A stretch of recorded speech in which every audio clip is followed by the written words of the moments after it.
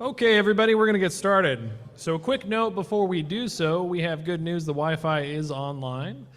So if you want access to it, it is Millennium Events. And I'm going to say this twice just because I know I forget passwords. The password is capital L and then Lakefront, so Lakefront. The Lakefront is lowercase. It's 4800, so Lakefront 4800. And if you need that again, come find one of us. We can help you with that. Okay, so without further ado, I want to get started and talk a little bit more about safety and the day. So we have progressed, as I said before, from prevention now into something has actually happened. So what do you do about that? You all are probably very familiar with answering that question. So what I would like to do is I would like to help you answer that question through some experts here who you will all recognize, I believe.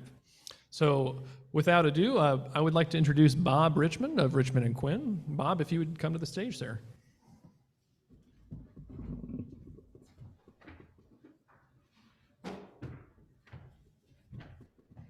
That lamp which fell on me during the last speech has affected my judgment slightly, and so I may not be able to speak as clearly as I'd like to because of my post-traumatic stress claim that I have. But so this talk with Clint Johnson, Howard Martin, and myself, we had done this certainly more than 10 years ago we started.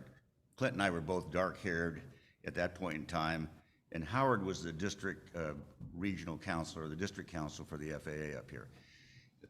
The speech says legal implications of aviation accidents. What we're going to do this morning is Clint's going to talk to you for about 20 minutes on the function and activities of the NTSB. Certainly is the head of the NTSB operation here in Alaska. He's knowledgeable about that. So that's going to be about 20 minutes.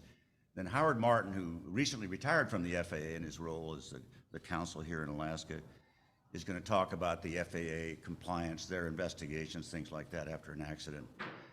And then my plan is to talk about the legal implications and maybe give you some suggestions or guidelines about how Alaska law affects the work that you do up here. And the gentleman that had this SFATU, whatever, I'm not quite sure what that is, but I'm going to bring that into our law firm as one of the things we're going to use is SFATU. But the cat there reminded me of a story that I'm going to tell you later about an emotional cat that I had to take a deposition regarding. So Clint's going to get up and talk about 20 minutes NTSB. Howard's going to get up and talk 20 minutes about the FAA. And then if there's any time left, I'll get up and talk a little bit about legal implications. Don't worry about sitting at the front tables. We're not going to call on anybody. We're not going to ask anybody to ask questions. But the plan is to have about 15 minutes afterwards if you have some questions or things you want to talk about or ask either Clint or Howard or myself, we'd be happy to try to answer them. Clint, you ready? I think so. Are we on?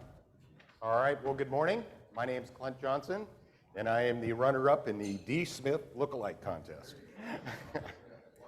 Yeah, I had to call Dee this morning and say, yeah, what are you going to wear, Dee?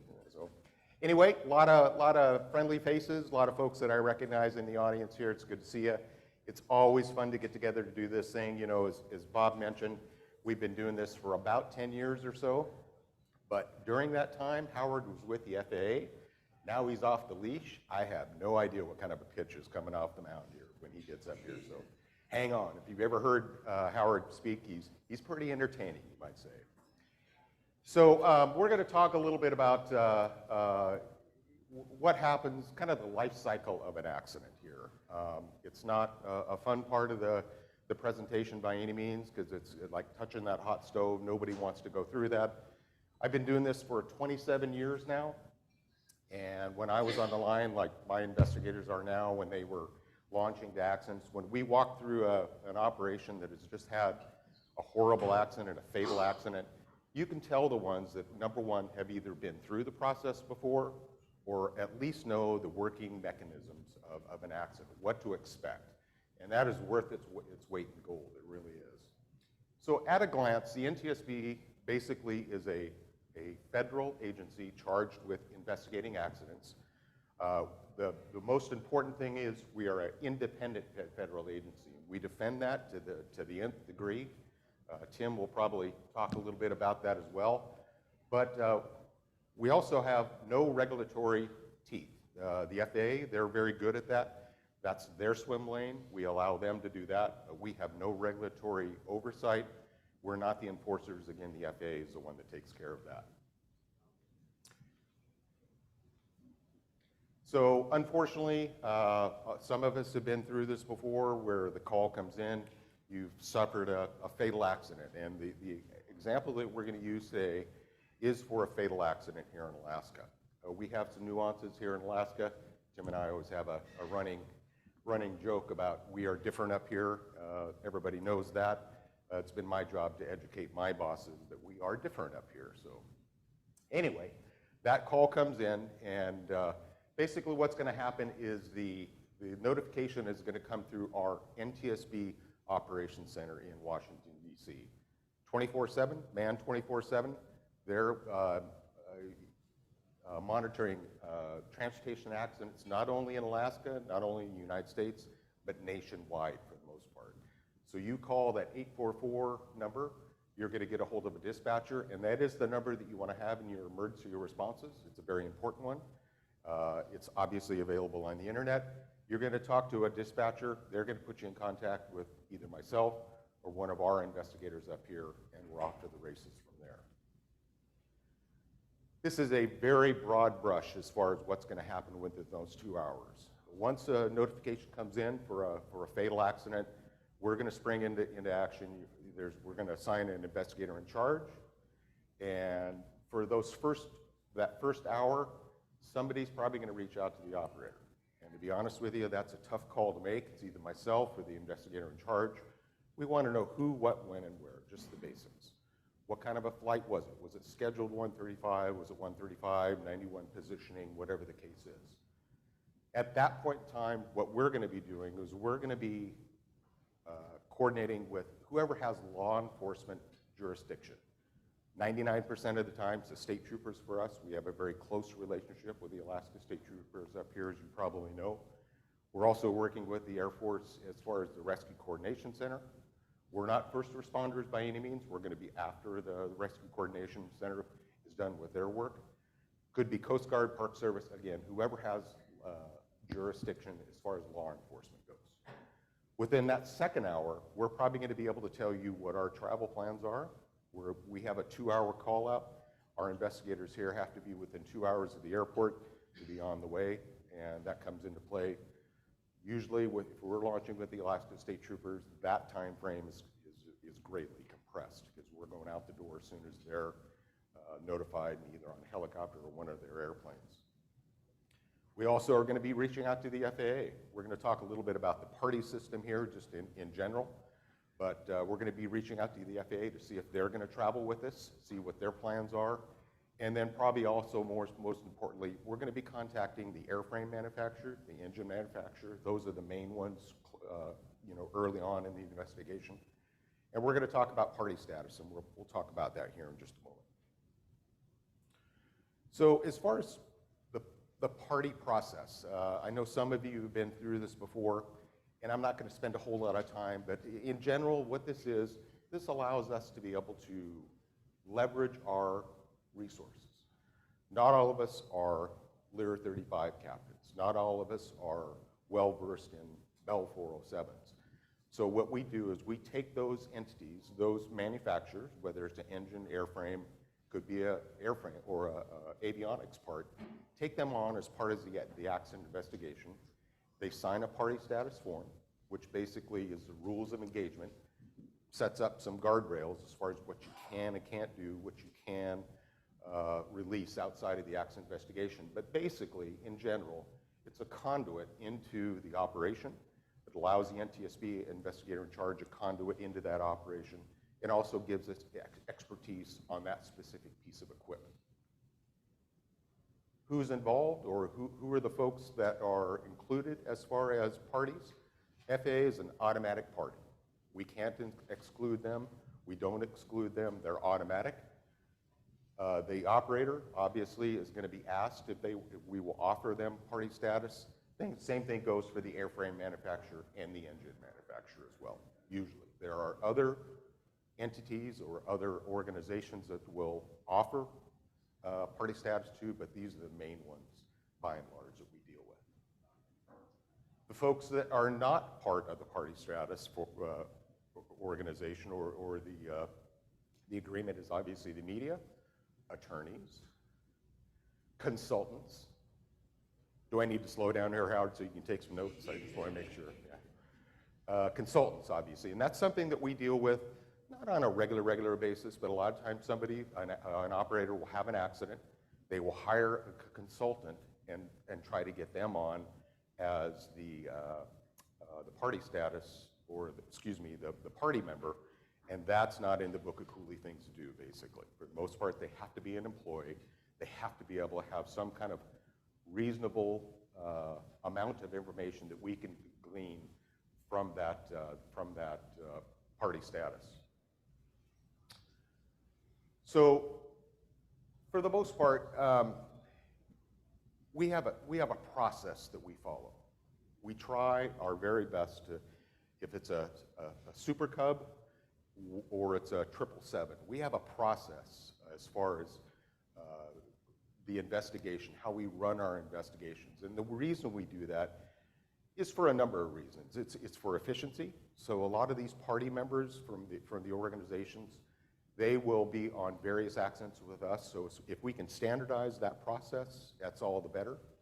So one of the things, we get on scene, and it's a little different up here, obviously, in a very remote location. We'll have an organizational meeting of all the party members, kind of set the standards or a guideline or a plan of what we're going to do for the next day, for the next hour, for the next 3 days, whatever it is, but kind of laying the groundwork for the accident investigation. We have progress meetings. Every single day we'll go out into the field. Each one of those party members have their assignments. We come back the next day or that evening and do a progress meeting, and that goes on until we're done on scene. Family briefings, that's a very important part of our work. It's not the investigators normally. For the smaller accidents, the lower number of fatalities, they are involved, but we have transportation disaster assistance. They're not investigators, but they are the ones that are basically the go-betweens between the NTSB, the investigator in charge, and the families. They are the ones that are at the front line, and there truly is a special place in heaven for these folks, because they have a very tough job. It takes the onus off of us as far as dealing with those issues, as far as victim recovery, personal effects. There's a whole litany of things that they take care of. And then obviously the media. That is part of our, Howard loves to give me a hard time about this. I'm sure it's in his notes, but that is part of our job here. We are the informers for the most part, as far as accident updates and interacting with the media. So with that, unfortunately, we just closed our training center, but outside of our training center, we had a plaque outside that says, "From tragedy, we draw upon knowledge to improve safety of us all." And that's, in essence, that summarizes exactly what the NTSB does and what our charge is. So with that, I will hand it back to Bob to introduce our next speaker. Is that correct? You want me to? I will, yes. Okay. This went much better in rehearsal, believe me. Okay. So I already mentioned Howard, and he's going to talk mostly about his experience with the FAA. Just so you know, Howard is now, Clint pointed it out. I don't like the way he pointed at attorneys not being parties, being consultants, but Howard is actually going to be a consultant now. And when I talk a little bit about the FAA and some of the things they do, I think you might find it helpful to talk to someone like Howard about how he might assist you after an accident. Howard? So, good morning. You know, I had promised myself I wasn't going to say anything about the media and Clint, but for transparency, you know, the real reason they exclude the consultants and lawyers from the team is so that Clint doesn't have competition, you know, with the media, you know. So, but in any event, we'll dive into it. Of course, the worst thing we want to hear is, you know, there's an aircraft down. You know, that's the worst thing in the business any of us can hear. But it puts in motion a whole bunch of different processes. And there's different categories and different roles and responsibilities. So Clint talked a little bit about, what the NTSB does. They're looking at causation. They're there to try to find out what went wrong, what caused the accident, so we can build forward and avoid it in the future. As he pointed out, they do not have regulatory responsibility. They do have an adjudication function, which is separate, but the contact you have will be not so much in regards to that, but their function determining probable cause. The FAA instead has a responsibility for compliance and enforcement of the regulatory structures. So, the end game, the goal of preventing accidents is the same, but their functions and methodologies are different, and their assignments of responsibilities are different. And then there's the civil court system, which is, still something separate, and that's the civil liability and responsibility. That's more Bob's bailiwick there. So we have 3 different swim lanes of things you would face in the aftermath of an accident. Of course, Clint and them benevolent folks, they're looking, to point fingers. They like to point fingers at the operators, the pilots, the FAA, all due respects, I haven't seen a report come out where they point a finger back at themselves, but, who am I to say that it's never occurred? And then, of course, we have the plaintiff's attorneys. I was just mentioning to Bob this morning, I moved back down to Louisiana, and I really miss my commutes in from Eagle River because I always love looking at the Chugach Mountains in the morning. But there was also another plus to it that, Alaska doesn't allow billboards along the highway system. And, how refreshing is that? Because if you go to the lower 48, you can't drive 100 yards without seeing a billboard, without some bottom-dwelling plaintiff's lawyer out of the Sawaji Lagoon picture up there trying to capitalize on people's misfortunes. So what a relief not have to look at that in the morning and drive in. And then, of course, on the regulatory side, when you have to deal with the FAA attorneys, things have reached the bottom of the heap. And then, of course, we have Mr. Richmond. Now, I decided this really personified him because as he went through his Jesuit education, they beat it into him. And so he wants to, consider himself the Archangel Michael, fighting off the various Satans down there, whether it be the plaintiff's attorney or the FAA and at times even the NTSB. So as we talked about, the separation, of functions, the NTSB determines probable cause. It includes the FAA and the process.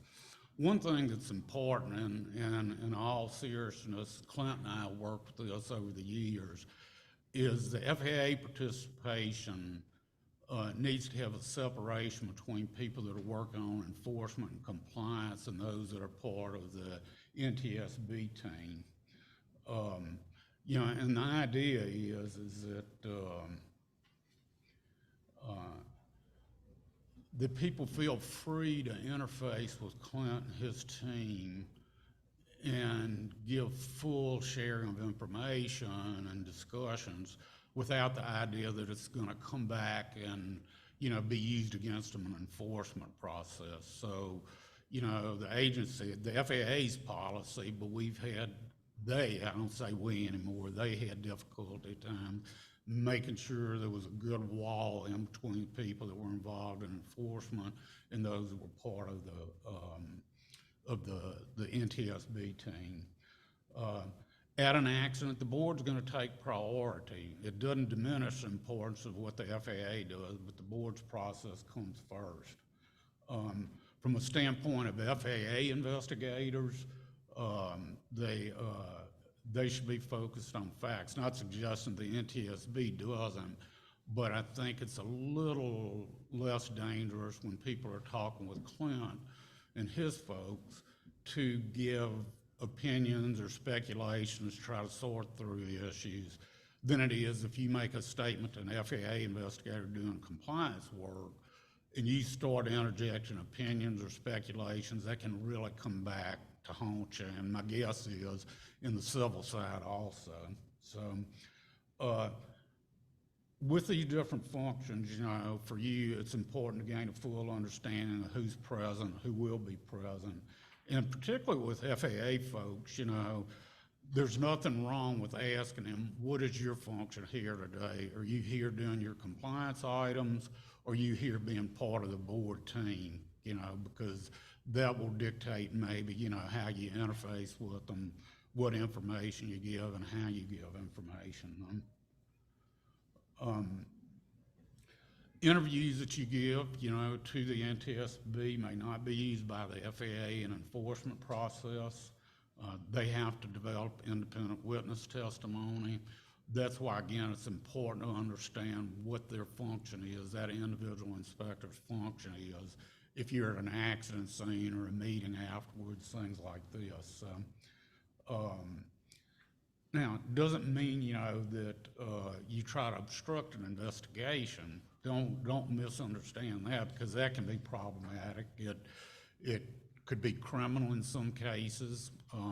It could create other civil liability problems like spoliation of evidence. So as an example, you know, if the board looks at you remove the GPS unit out of the aircraft to do forensic analysis of it, you don't want to take that GPS and then have it erased after you get it back from the board and create a spoliation of evidence issue.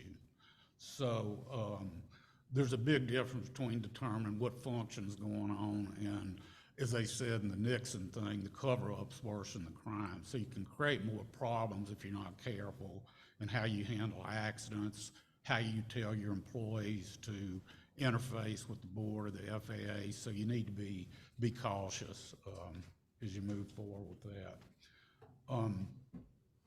You know, generally you're going to be, you know, asked for production of documents. I can almost guarantee it, you know, because, you know, at least from the FAA perspective, the world lives on records and documents, more so sometimes than the substantive things you're doing.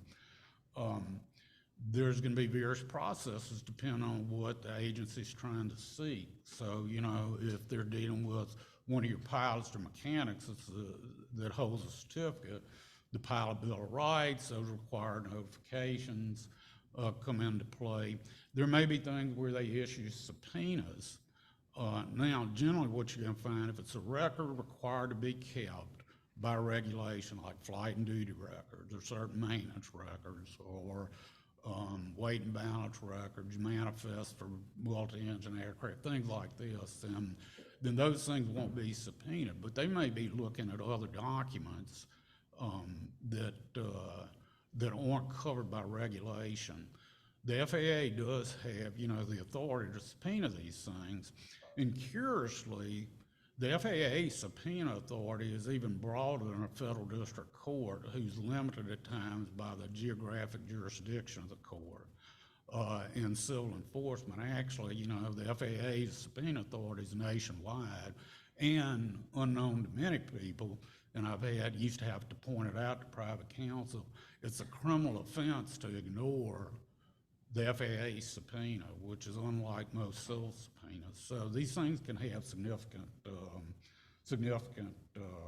consequences. But you do have procedural rights. So, you know, whether it's to have assistance counsel at interviews, that's a good example, you know, and I'm not picking on inspectors, but, you know, they would always complain, oh, they've lawyered up, they're bringing a lawyer to an interview. Well, that's your right, okay? This is still the United States of America, and there can be no retribution taken, you know, against for asserting those rights. This is one I always try to preach, and I've seen it come up. Flight Standards does not have the authority to require you to shut down after an accident. And oftentimes that can get muddled, you know, where you're interfacing with Flight Standards. They have issues that they're concerned about with compliance, and you come away from the meeting thinking, oh, we have to shut down operations or we're going to be behind the enforcement 8 ball. You need clarity and discussions with flight standards after an accident before you would venture and go down that road. There's a case, an old case going back at least a couple of decades, maybe even 30, the Atari Air case where 135 operator voluntarily ceased operations and provided their certificate back to the FSDO. And they felt the understandable as soon as they fixed some things, they could go back to operation. They got in a urinary pressure competition with the FSDO, and they didn't get their certificate back, and it drug on, and they went bankrupt. And then there was a lawsuit that followed. Well, and to just boil it down, for the FAA to make you cease operations, not a voluntary thing that you do, they have to forward an enforcement case. It has to go through the counsel's office. They have to issue a suspension order, which you have a right to appeal to the NTSB.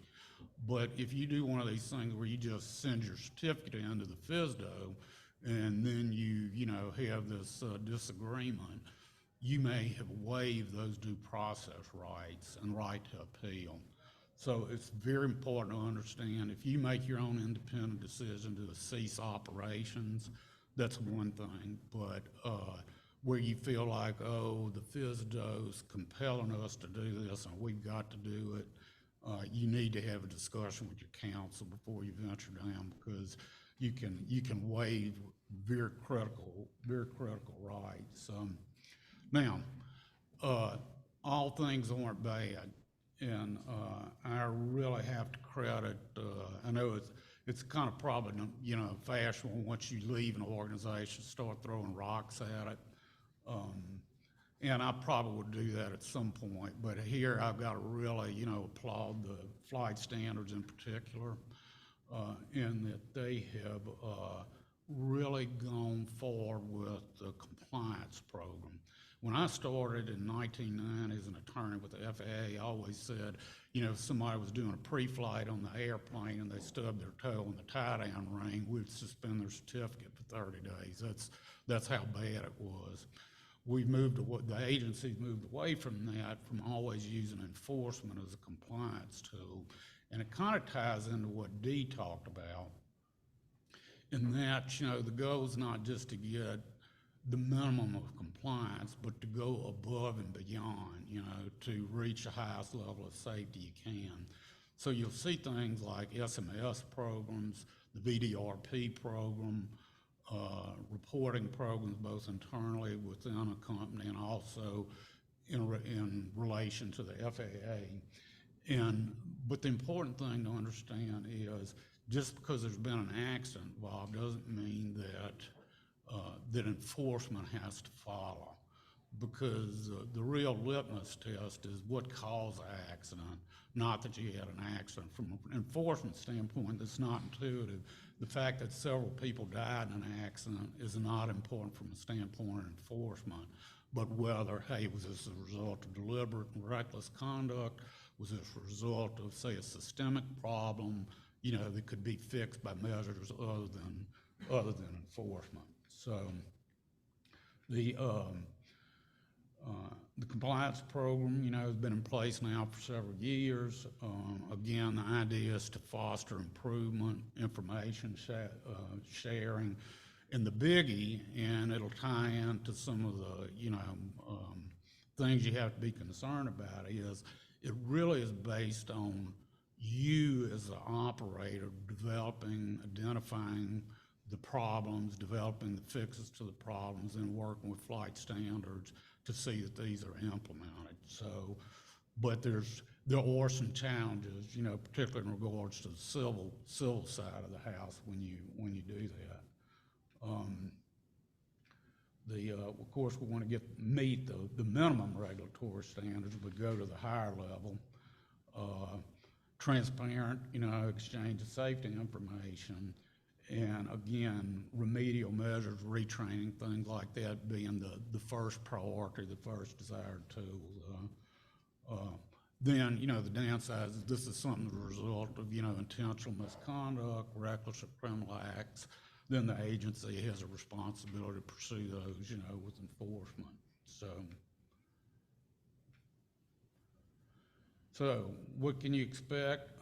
They are going to investigate these things. And one thing that confuses people is they get a letter of investigation and they automatically assume, oh, we're out of the compliance program. We're not gonna gain the benefit of it. They're coming after our certificate. They're coming after our bank accounts. That's not actually true, because the inspectors, in order to use this program, have to get the basic operative facts. They have to make a determination that you qualify. Was this reckless? Was this intentional? And they can't do that just based on reading the online social media version of the accident. They have to do their due diligence and conduct an investigation. So you shouldn't assume that if the FSDO is doing an investigation, that means you're automatically headed down the enforcement path. That's quite the contrary. It's just the inspectors doing their required diligence.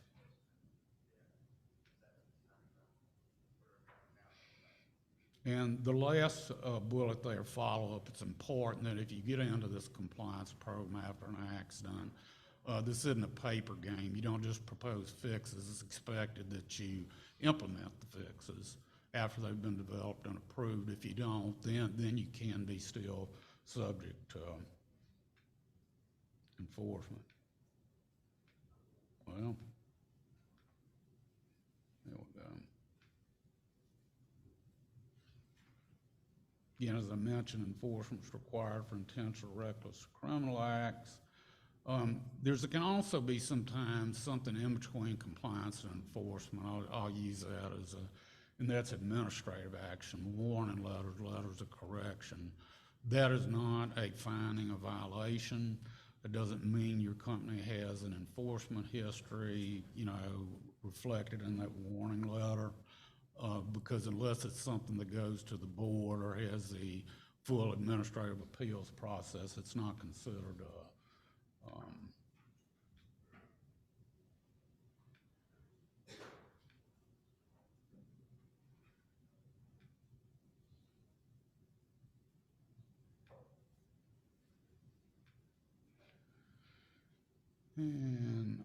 now, one thing I'll mention about this, if you in good faith implement something that the FAA has approved as a remedial measure, but it doesn't fix the problem, that doesn't mean you're going to be subject to enforcement action. In fact, the FAA and the operator can go back to the drawing board, try to redevelop, refine the fix.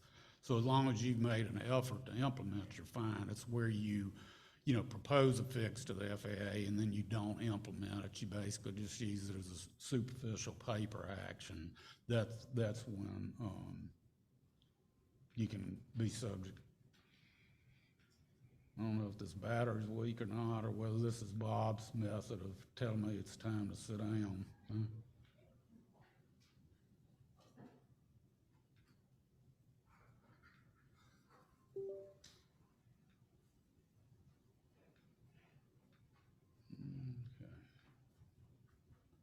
So,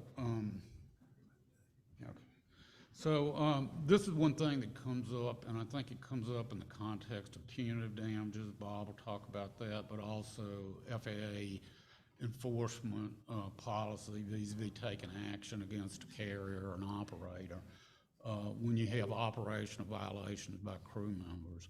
Generally, operational violations by crew members are not imputed to the company. And you won't find anything express. In fact, when you look at the definition of operation, it's confusing, but I can tell you through decades, going back to the 60s, the FAA has not imputed, a pilot's misdecision or miscue, to an operator or an air carrier. And it makes sense because, you can't be out there in the seat flying with them. That's not practical.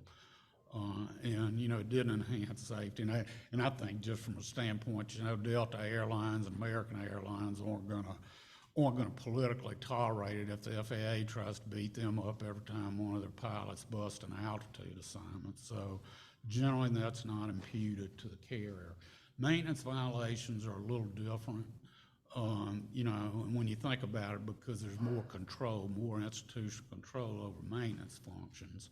And so you can have liability imputed to a carrier because of maintenance problems.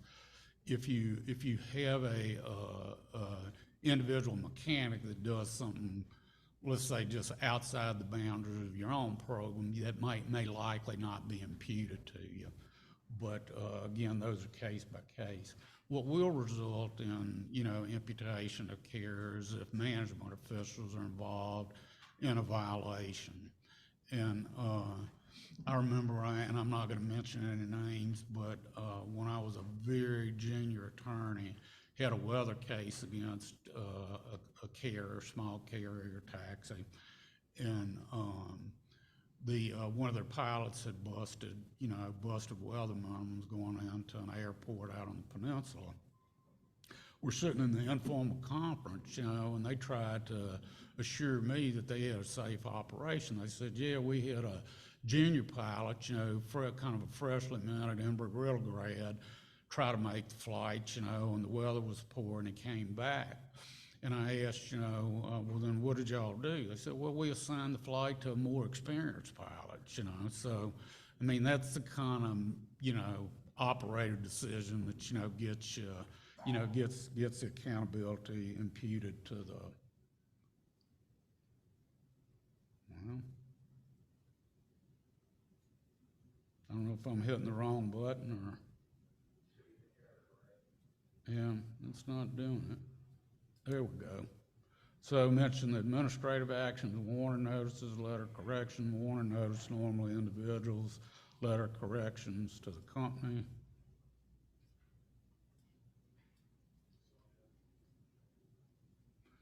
Of course, you know, one of the things they're going to be looking at is your compliance disposition, and you know, that's closely tied to how you communicate, how you cooperate with the FSDO after an accident.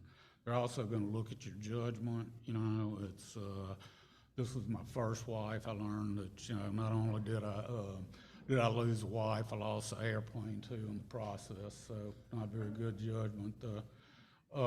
Uridian's asked, so this is what comes up, you know, in that, you know, you've got, you know, you're kind of between a rock and a hard place, because if you're too transparent or you're creating things that Bob will cringe at in the civil litigation versus trying to constructively interface with the folks at the FSDO and participate in the compliance program.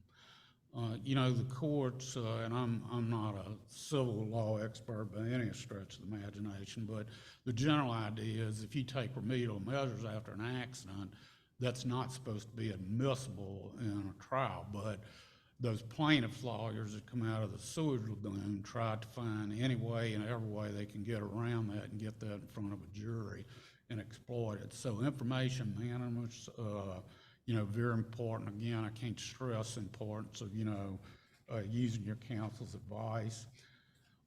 The FAA can protect disclosure of a lot of this information, you know, through the FOIA process, but civil litigation and the discovery process is something totally different. And generally the protections aren't near as broad. So let's hold questions till Bob's had his time to come up here, and I'll let the Archangel Michael have the podium here.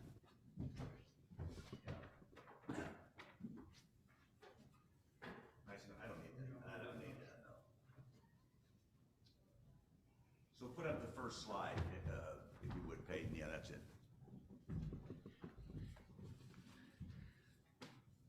So I had a bunch of can you hear me back there? My voice tends to carry, but I had a bunch of prepared things to say, and I probably will get to some of them.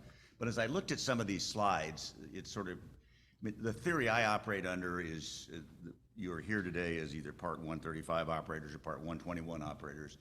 And can I give you some advice? Clint said he'd been a NTSB representative for 27 years. You know, I was thinking about, I've been a lawyer for 54 years in the state of Alaska, you know, and it seems like a very short time. It certainly has been a lot of fun. And I moved from representing, I went to high school in Kodiak, so I moved from crab boat work when that became much safer to aviation work. And of course, that's become much safer in this state since I certainly started the practice. But a couple of things I was thinking about, and that slide about the National Transportation Safety Board, the Federal Aviation Administration, and the civil courts, you know, the fact of the matter is when I hear about an accident, it's often before the NTSB. And I still remember the accident up on Mount McKinley a few years back where I actually got a phone call from somebody, the operator, and said, you know, we have a pilot who's talking to us from the mountain. You know, what should we do? And I said, well, what is he saying? Well, he's saying that he's on the mountain, you know. And I said, well, you should call the NTSB immediately. You should talk to your POI. But I tend to hear about these things fairly quickly. And the thing that always comes to my mind is to slow the process down. Certainly if the pilot or people in the aircraft have survived, it's a tendency, not just in aviation accidents, but in any kind of accident, to think, what did I do wrong? Now, I don't know too many lawyers that start out with what did I do wrong. That's probably not a profession that we have too much concern about that. But most of the pilots think, you know, what should I have done differently? Should I have not done this? Should I have done this, et cetera? And the problem is that if they're interviewed by the NTSB or they're interviewed by the FAA or interviewed by the press, they often say things that as they reflect back on it, they don't think are accurate. So I view my job as a lawyer, and these people keep saying you need to contact a lawyer, and you know, when I started the practice, the idea, I think you should stay away from a lawyer. That is, if you have a lawyer, you must have done something wrong. And I finally came to the view, of course I needed the money at the time, that maybe you need to hire yourself a lawyer because it does slow the process down. So when someone like Clint, who is a very ethical gentleman, comes and says, I want to talk to your pilot, you know, well, you know, Clint, how about giving him a day or two? He's under medication, he's in Providence Hospital, can you wait until at least he recovers? And you know, my job as a lawyer really is not to have the pilot make up a story. It's not to have him, you know, invent something. It's just to make sure that whatever he says is accurate, or at least he truly thinks it's accurate after reflecting on things. And again, as I looked at these slides, and both Clint and Howard mentioned it, the fact of the matter is the NTSB interviews are going to be used by plaintiffs' lawyers in court. I mean, I just took a very painful deposition the other day in the Penn Air Dutch Harbor incident, where the pilot was interviewed almost immediately by the NTSB and said a lot of things that probably he shouldn't have said. Now, of course, he did not know at the time that the braking system had been cross-wired, the anti-skid system had been cross-wired, which the NTSB learned later. And he probably wouldn't have known it even if he'd been interviewed, you know, a week later. But the fact of the matter is I'm really a believer in slowing the process down. So whatever information the NTSB gets, whatever information the FAA gets, it's something that is accurate. And so as I went through these slides where the, Clint doesn't want attorneys in the room, well, you know, I get to join him a lot, even though I know he doesn't want me in the room. And I think that's another sort of practical thing I would tell you is in any accident you have, and you can hire any lawyer you want, but it ought to be someone that maybe does some aviation work.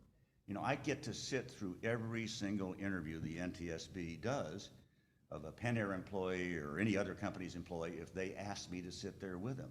So I know what they're saying. I don't interfere, I don't tell them what to say, but I know what they're saying. So when I walk into that room, I know 2 years before the plaintiff's lawyer sues us, before the transcript was actually typed up, you know, what that individual says. That's worth some money in my mind, because I get an idea of what we're going to be facing. The other thing that's important, and I was looking at Clint's thing about party representatives, it's really important for the 135 or 121 carrier to have a party representative that knows something. And so as an example, if maintenance, if you see that as an issue, and actually you can have more than one party representative, but if you see it as an issue, you know, get one of your A&P mechanics that's an articulate individual, man or woman, or has the AI certificate, or if it's a pilot issue, get your chief pilot, get somebody like that to attend as the party representative. That person in the room can influence what the NTSB does in a positive fashion. I mean, I've attended these things where, you know, the investigators had never flown a Cessna Caravan. Well, it's probably a good idea to have your party representative be somebody who's flown a Cessna Caravan. So I think that party representative status is really important. The other thing I use is when Cessna's a party, or Textron's a party, or Garmin's a party, they always do reports. They do reports for their own people. And so we get those reports from them, or try to get those reports, because often they give us some factual information that we can use in defending down a lawsuit. Howard had a PowerPoint. Legal enforcement action. I think in our society today, you can have an expectation that you're going to get sued if there is any type of an incident. And I'll talk a little bit later about damages, but what we're seeing today is, honestly, I think aviation is gotten to be much, much safer than I was a young lawyer, even a young kid in Kodiak High School here in Alaska. So what we're seeing now is these claims dealing with post-traumatic stress, things of that type. And so I'm always very leery of the FAA interviewing my pilot. I'm interviewing the NTSB interviewing him and asking about, what was the conduct of the passengers? What did they do? What did they not do? And you'll notice in the NTSB accident reports, they have a block in which they say, was there any injuries? And of course, I love it when they say nobody was injured, because 5 years later, I got 5 people suing us because they claim they had post-traumatic stress or had some kind of a physical injury. But again, it's a cautionary tale in my mind. I trust the government. Unlike Howard, I pay taxes every year. And the fact of the matter is that, anything that you say could come back and haunt you. The NTSB, for instance, I think they destroy the tape that they do an interview of you with, but they transcribe it. And man, it is painful to have those transcripts played back to your pilots or your maintenance people over and over and over again. And they keep saying, well, the NTSB probable cause report doesn't make its way into evidence. The fact of the matter is what they determine as a probable cause of an accident is not admissible in court. But damn, the docket and everything in the docket and all the factual stuff is. Because I go out and hire an expert, he says, yeah, they're right. I believe this. And so my point is that if you're going to deal with the NTSB, if you're going to deal with the FAA, just make sure that you have somebody there to protect the rights of your pilots and the people who work for you. This imputation of employee conduct, I'm going to talk a little bit about that later. Howard's right. We have a law in Alaska, and I'll talk about it in the way of damages, punitive damages issue. And if the pilot does something reckless or does something that's really egregious, the fact of the matter is, as the Part 135 operator, you're not likely to be held responsible for punitive damages.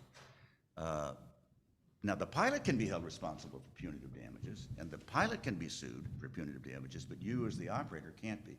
And that's pretty important. We'll talk a little bit later about punitive damages, but it is an issue that Alaska, I don't want to get ahead of myself on damages, but if you had to fly anywhere in the United States where the law protects you, limited damages law, Alaska is the place to be. We'll talk about that in a second. All right, so I've talked about the NTSB. Again, I think you ought to have, whether you have myself or anybody else, Mark Wilhelm, my partner, is here. He actually wrote all this speech for me today, so if you don't like it, blame Mark, because he's the brains behind this. And then Mark Turbeville is here with us, sort of our aviation investigation group. Mark was an Air Force fighter pilot, an Air Force Academy graduate. He got out of the military. At the time, he was the 11th Air Force safety officer. And for reasons that I have no explanation of, he wanted to be a paralegal, and come to work in our law firm. So he's a tremendous help in the area of anything to do with engineering, anything to do with pilot conduct. That leads me to the question of Howard talked about the federal aviation regulations.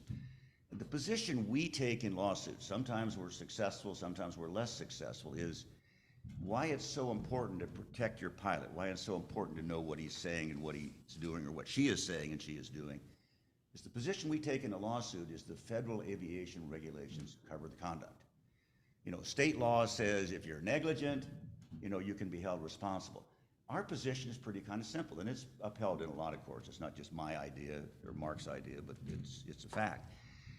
If the Federal Aviation Agency has not taken action against the pilot's license, if they've not taken a compliance action against the entity itself, it ought not to be a jury's right to punish you for conduct that the FAA finds not to be unreasonable. The theory being is that the Federal Aviation regulations cover pilot conduct, they cover conduct of the operator, and if they find you did nothing wrong, a jury should not be allowed to do that. So that's a defense we use. Even if we can't keep you from suing us for negligent, it certainly takes out the punitive damages. If the people who do the regulation find that you didn't do anything wrong, a jury can't be allowed to punish you for reckless or egregious or malicious conduct. So that in Alaska, we have very, very favorable laws on that.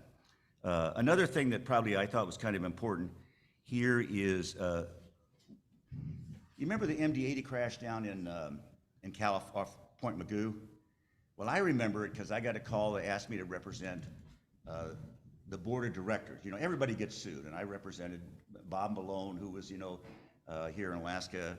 There was a number of the board of directors that were sued. But the issue was maritime law, and that's something anybody here that's involved in seaplanes ought to be thinking about. And Mark and I had a case down in Ketchikan, well, both PROMEC, the PROMEC one is, was the plane subject to maritime law? Was the pilot's conduct subject to maritime law? And if that happens, the damages change. We have limitations on damages in Alaska, but if it's a maritime law case, and the Point Magoo case, the mediators that were involved in that determined that yes, it was on a path between Mexico, coming up the coast of Alaska. That was a path traveled by people who in the past would move goods or services back and forth. We had this tried down in Ketchikan, and the theory is, well, flying into the misty fjords, is that a typical path that people would take goods back and forth on a maritime, on a vessel? And the answer is no. But I think that's something to consider, because if any time these plaintiffs' lawyers, Howard was very critical of plaintiffs' lawyers. If they weren't there, I probably wouldn't have anything to do, so I can't be that critical of them. But I can say this, that they come up with this maritime law idea, it's not a good thing for us here in Alaska. The other thing we see in Alaska, and I warn all of you about this, is these cases where you have a fatal accident and the pilot's estate is opened in some other state. And I had a case recently where accident happens in Alaska, but the pilot's widow opened an estate in Michigan. So they didn't even sue the 135 carrier. They just sued the pilot's estate.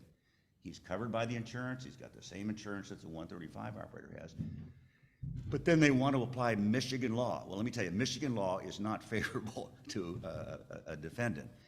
And so I tell people now, if you do have an accident like that, open up an estate for your pilot here immediately. Get an estate open. And if the man or woman was here, you're entitled to do that. But we see plaintiffs' lawyers, doing these kinds of things. Well, I'll sue the pilot. Don't even sue the 135 carrier, trying to get another state's law to apply.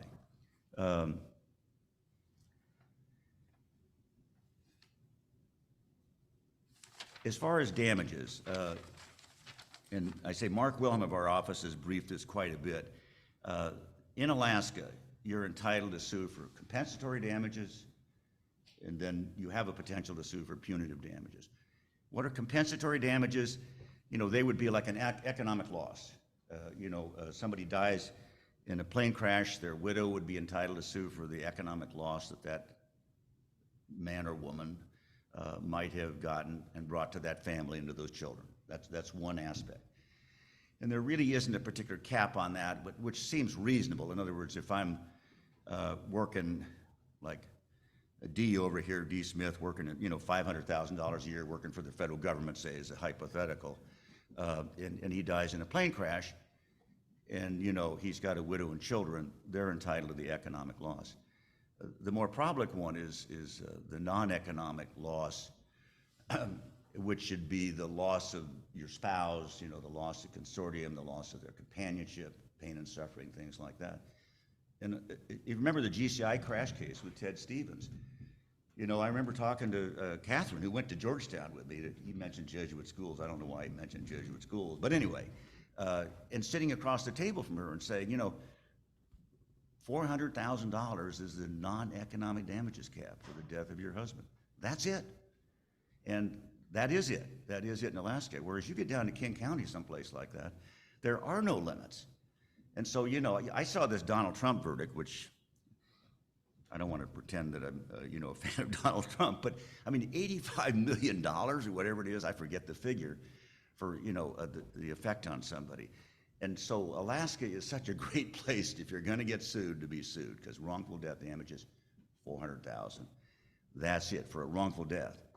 Now, we have another law in the state that talks about, let's assume you lost a leg, you know, or something like that.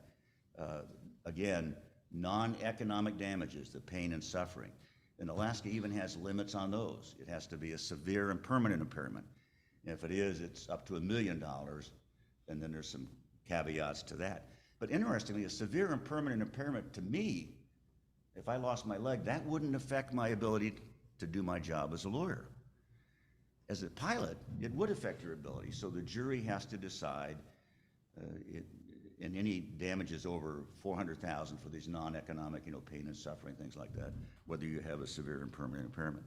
So again, you know, I'm not an apologist for Alaska law, but, you know, when the plaintiff's lawyers, anything they can do to avoid us suing in Alaska, they want to do it. And anything I can do to make them come up here and try it in front of an Anchorage jury, I want to do that. Punitive damages. Howard talked about it. Mark, my partner, has written a lot of briefs on this. I mean, I think that the simple approach we take to punitive damages is that most juries in Alaska just, they don't believe in punishing someone. And I used to think it was a bad idea to name the pilot. Lots of people, you know, they name the pilot, name the 135 entity. I finally decided that naming the pilot just really personalizes the whole company. You feel sort of sorry for the man or feel sorry for the woman. But as a practical matter, if you have a pilot who's reckless and he's not a management employee, you as the 135 carrier can't be subject to punitive damages. You could look at our website. Mark is richmondandquinn.com. It kind of explains a lot about this. But the other thing about punitive damages that's really important in Alaska is you'll get these people that want to know what your assets are, you know, what kind of income you make as a 135 carrier. We don't give them any of that stuff, because that's a punitive damages issue. And they can't get the financial records generally, any of your financial records, until after the jury comes back and says, yes, you're negligent. We think maybe, you know, the actions were more reckless than they should have been.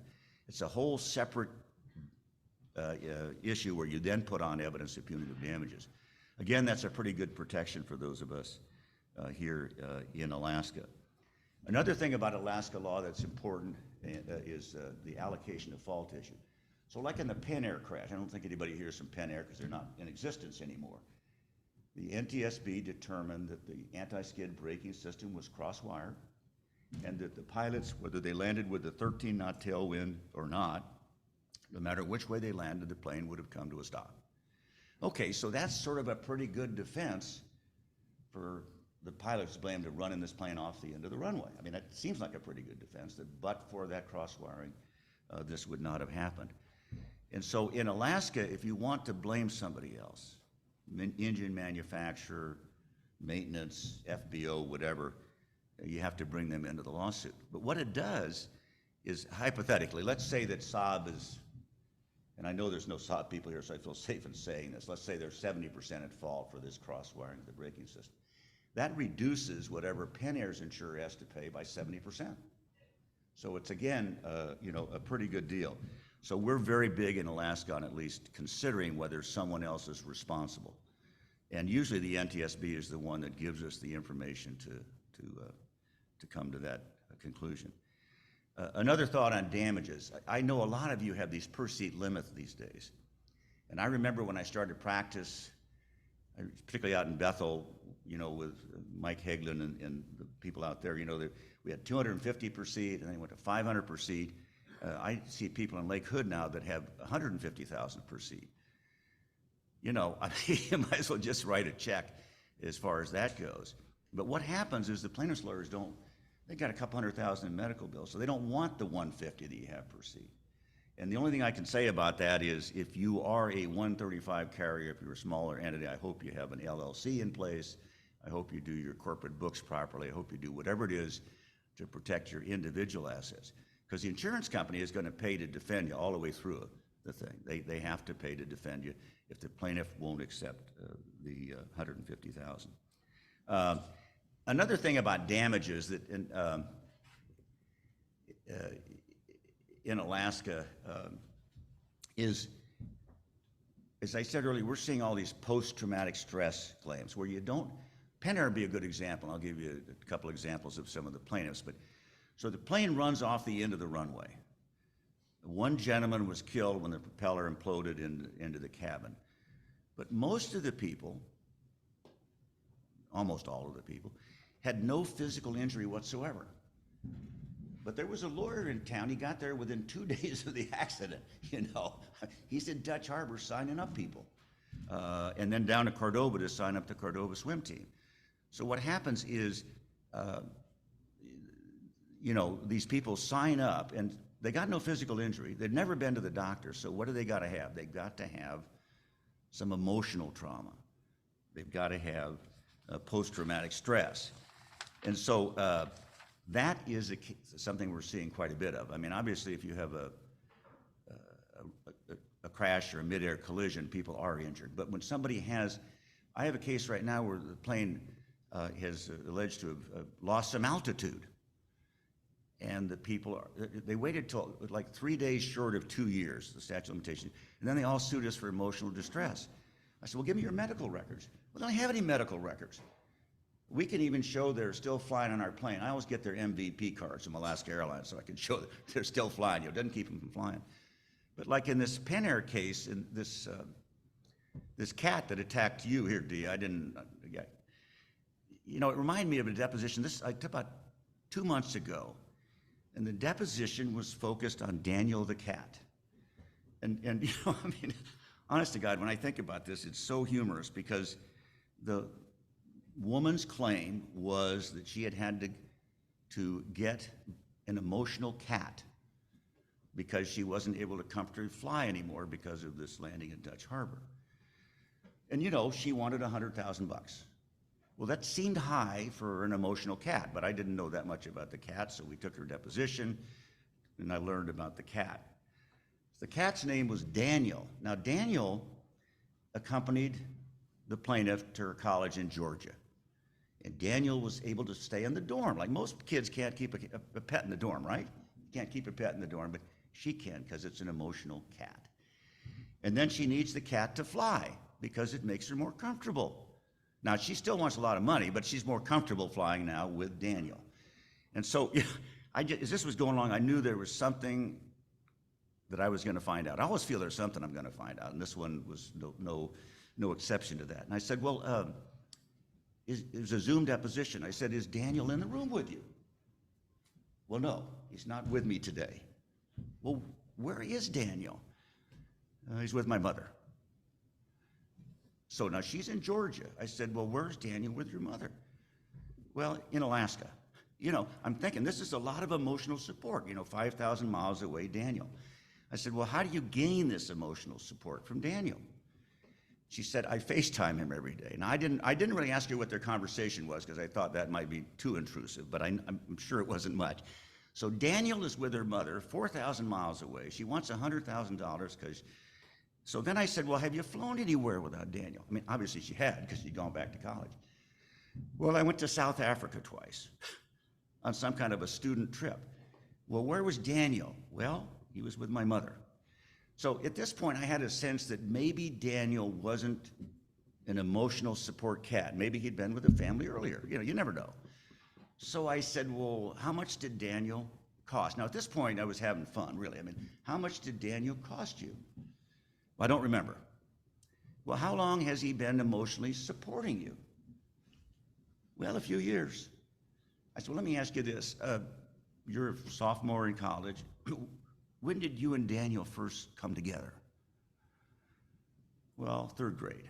You know what I'm thinking? Third grade. But see, that's the lawsuits we file with this emotional stress claims. And so what I tell people after an accident, if you have an accident where you think people are going to claim injuries, make sure to have them interviewed. Ask them if they want to go to the doctors. And then keep notes of what they say to you. Because more often than not, they get to plaintiff's lawyers. And you know, in the federal government, there's a federal statute where you're not supposed to talk to people, you know, for 45 days. It was a 45 days mark after an accident, I think is the figure. That's a joke. This Alaska Airlines, you know, the door blowing out, that's a sad state, I agree. But you go on the website, you Google things, you can see all these law firms in Seattle talking to you, not trying to get you as a client outwardly, but saying, oh, they really know about door blowouts, or they're experts in this area. And so you feel like, I need to call them and see if they can help me. That's the interesting case about that case in Alaska, and I get involved in some of their activities up here, is if you don't have a physical injury in Alaska, you know, it's going to be a tough claim. You got to get some kind of an injury. And so none of those cases will be filed in Alaska. They'll all be filed in Portland or in Oregon. I guess some final thoughts about discovery, and I go back to what Clint said and what Howard said about, you know, anything they do, I'm going to see in discovery. I'm going to see in depositions. I'm going to see in proffers by the plaintiff lawyers. The one that I always think about, and Mark told me to mention this today, was these taproot investigations. Early in my career, I mean, I always thought a taproot investigation was try to kind of get an idea what might have happened. And you throw a bunch of stuff up on the wall and see if any of it sticks. You know, like the guy slammed the door as he walked out of the house this morning, or he kicked his cat. Probably not Daniel, because that's an emotional cat, but you know, somebody, he kicked a cat. And so, and then all of a sudden, I see these things produced because people saved the paper. And really, all I can say is the taproot investigation, it's not my job to tell you how to run them, and I know they're very helpful. But just be aware that if you're going to print something out about it, if you're going to keep something, the ones I saw is they take a picture of it on the board, you know, and then it'd be produced 3 years later at a trial. So anything you do after an accident, I'm sad to say, think about the consequences of that. Again, after an accident, there'll be depositions. You know, somebody sues you, they take your pilot's deposition, they want to know this, they want to know that. I think it's really important, in my mind, to protect your pilot after an accident. So if the FAA wants to talk to that pilot, he or she is really acting for you. Most insurance companies, or a lot of them, won't protect the pilot. You know, they don't want to provide a lawyer or somebody to advise them. Some of them will, and so that's something you might think about. Because whatever that person says, the man or woman is going to come back to affect you. The other thing is, in the accident cases that I've seen, it's really important that you as the operator, you as the pilot, you as the DO become involved. In our practice, Mark and I, the insurance companies hired us, but you are the client. I got to know what you feel, I got to know what you're thinking, I got to know what your thoughts are. Now, admittedly, when you tell me I don't want to give that guy $25,000 because he doesn't want to fly anymore, you know, the insurance company gets to make those decisions. You don't get to make them, I don't get to make them. But it's so important to me, and actually all the air carriers that I deal with, I really think they do this. Let me know what happened. If there's a problem somewhere, I want to know about it. If there's an issue with this pilot, I want to know about it, because that information is going to be very helpful for us as we defend the case. I never give anything to the NTSB. I never give anything to the FAA unless we want to keep the originals, or at least a copy if they want to fight about it. Because if you give something to the NTSB or the FAA, the likelihood of getting it back soon is not very good. It's not an intentional thing, they just have it, it's in their records. And so I always say to them, if they want anything, we'll make a copy for you, and you know, keep a copy for ourselves.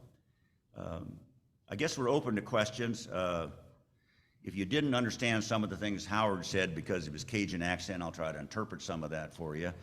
But one of the things I do think, and when it talks about this federal preemption, you know, I was talking about the brief that Mark wrote about the FARs govern our conduct.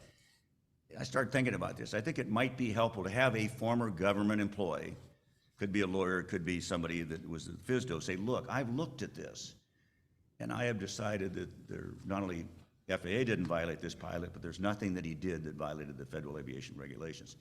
Because what happens, you have these SMS things, you have all these safety things. You may establish a standard for your pilots that's more than the FARs require you. But in my world, a jury should not be able to judge you by that standard. They should be able to judge you by the national standard, which is the FARs. And so sometimes a consultant or somebody to talk about that is helpful. Anyway, if anybody has any questions, you know, any of the, Clint or myself or Howard, we're going to be around for a while. Okay, well, thank you very much.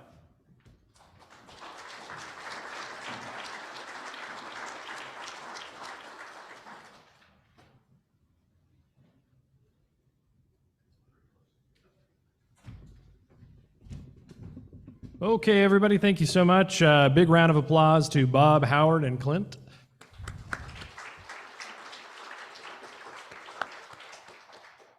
Okay, it is 10:50 now. That means we have ourselves a 10-minute break until 11 o'clock. So meet back in here and we'll have our next speaker.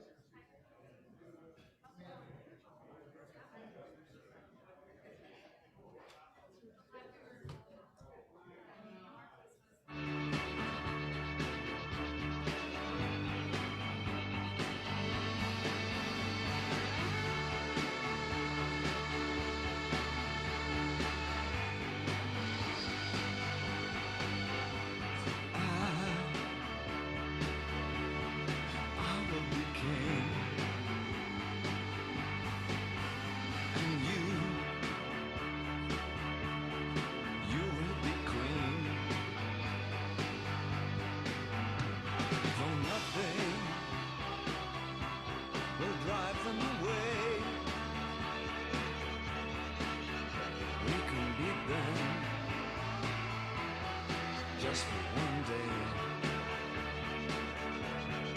we can be heroes.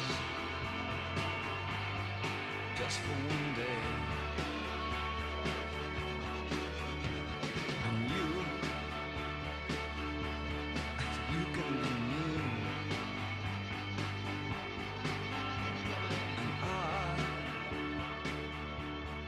I'll drink all the time. 'Cause we're lovers, and that is a fact. Yes, we're lovers, that is that. Though nothing will keep us together,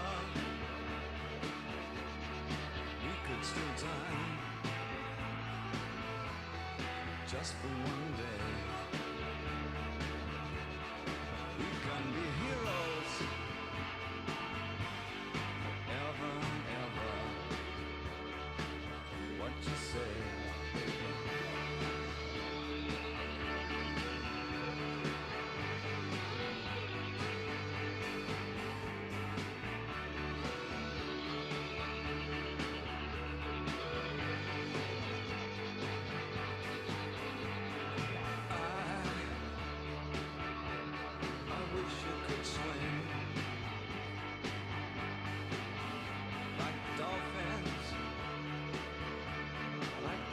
Can swing. Though nothing will keep us